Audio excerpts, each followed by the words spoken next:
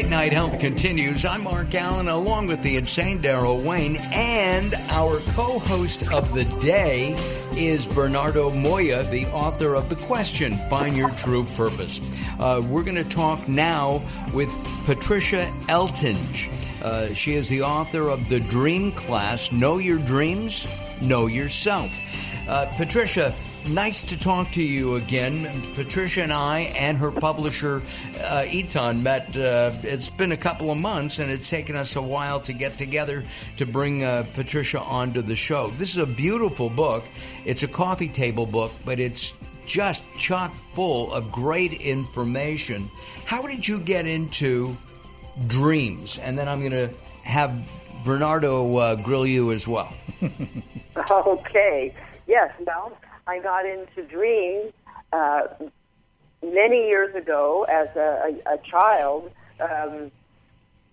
because of my own trauma, and I was kidnapped and molested as a child, and I had persistent what we called nightmares then, which I now don't call nightmares because all dreams wish us well, and later sought dream therapy down the road for post-traumatic stress. And then I got into psychology and became a transactional analyst and then a dream therapist. So that was my trail. Bernardo? Well, first of all, a great-looking book, Patricia. I love it. Everything about it. Thank you. Brilliant-looking book. Yeah, no, Well, I was going to say that we were talking about how we were talking previously before the show about dreams and being able to kind of remember your dreams. I just wanted to kind of, because I do a lot of visualization. Obviously, I do a lot of hypnosis, and one of the things is obviously about visualizing. But what's the difference between daydreaming and dreaming at night? Because a lot of people, I daydream sometimes. And Great question. And I find myself all of a sudden going on this journey and all of a sudden, hey, Bernardo, come back. Great question, and I encourage people to daydream, and we can cross over. Our brain is different when we're actually sleeping, and we're in different stages of sleep. But so when we're doing, there's a lymphatic system that gets flushed while we're sleeping. But I do encourage people to allow their dreams to unfold as if they're watching a movie. And the difference then with daydreaming is it can be a very creative process, and people who are good nighttime dreamers often then become great daytime dreamers as well, because they've opened the channel to that part of the consciousness to come through. So it does have a bleed over, let's say, to becoming a great daydreamer too, and being creative in your waking life as well. We did a little survey here in the studio, Patricia, before we started with Daryl, myself, and Bernardo. And most of us, the three of us, don't remember most of our dreams. Does everybody dream every night? Everybody dreams, and all animals dream. It's part of the biological system. Is the way we sleep and the way our brain processes. But yes, all animals dream, and the trick is learning. It's a practice, like a yoga practice or any other practice in sports or whatever. You become better at it if you practice a system, and there is a system, and a takeaway that I give is to remember your dreams. You plant the seed before you go to sleep. I will remember my dreams tonight. So, and put a pad or a recording device by the bed, and you say, I will remember at least one image when I wake. But upon waking, you must not open your eyes for this 3 to 4 minute period called the Lyman state, because as soon as you open your eyes, you will be out of that state, which is the state of consciousness between sleeping and waking. And that's when you can capture your dreams. Now, if people are taking sleeping aids and medications and even alcohol and things like that, will inhibit your ability to dream and remember your dreams. There's a couple of things that I've heard that I don't know whether they're just mythology or folklore. First of all, I've heard that dreaming is a way of sort of doing a brain data dump, right? It's a way of cleansing your mind and getting rid of some of the stuff that's bouncing around in there. Yes, well, very good. I refer to that as a paper shredder.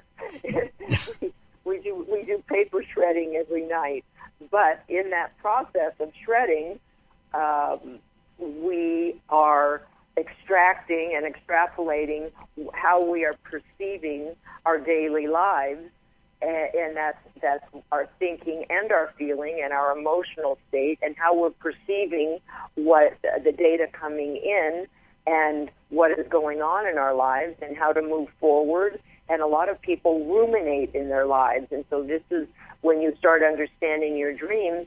You ruminate less, and you can move forward in decision making, and it's your brain and your unconscious is trying to bring forward the answers and solutions for you in your daily life. I've also heard, and I don't know whether it's true or not, just a quick answer is fine, is that you personally will never die in your own dream.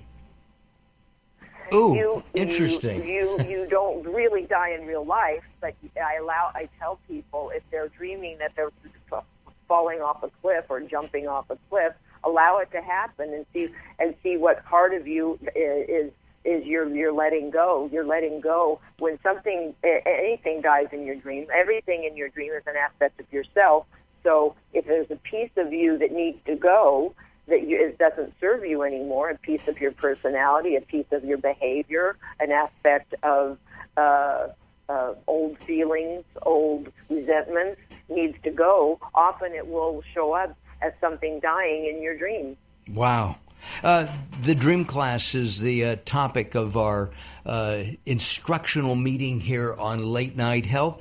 The author, Patricia Eltinge, and we also have Bernardo Moya in here as well.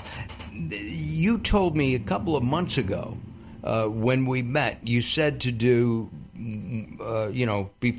please let me remember my dream. And you say that, I guess, once, twice, for a couple of minutes prior to going to sleep.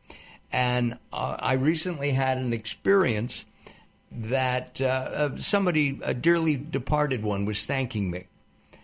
Is that beautiful? Yeah. Okay. So what does that mean? People then, well, what it means is I ask you then, that dearly departed one, for you, what character type is that person? Because that's a piece of you talking to you. So who was that character? You don't have to say a name or anything, but what was that person?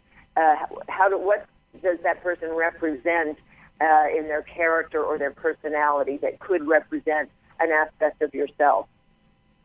You're asking me now. Yes. Well, she was a close relative. A close relative, and what's her character type? If you had to depict her in a word. A type A personality. Okay. Type A personality, and so upbeat, okay, so type A personality. I'm going to change that to controlling. We only have a couple of seconds left. You'll have to. So that's how I do it. Yes. Mm-hmm. So that's an aspect of yourself that is being reflected in your dreams. So keep that telling yourself when you go to sleep. You'll remember another piece next time, and you'll see how it reflects in the waking life. Quick question, Bernardo. Anything that pops into your head? Well, for me, I mean, I'm surprised how vivid and how much details there are in some of the dreams. You know, sometimes you think, oh my God, I should be a scriptwriter.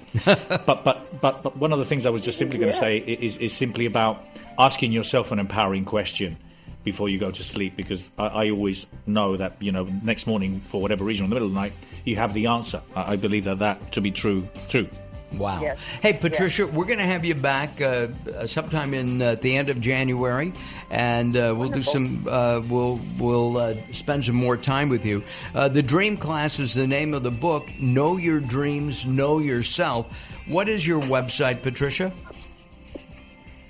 The website is Yes.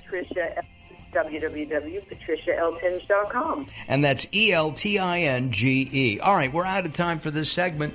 We'll have Patricia back very soon. We'll have Bernardo back very soon. Bernardo continues with us as Late Night Health moves forward.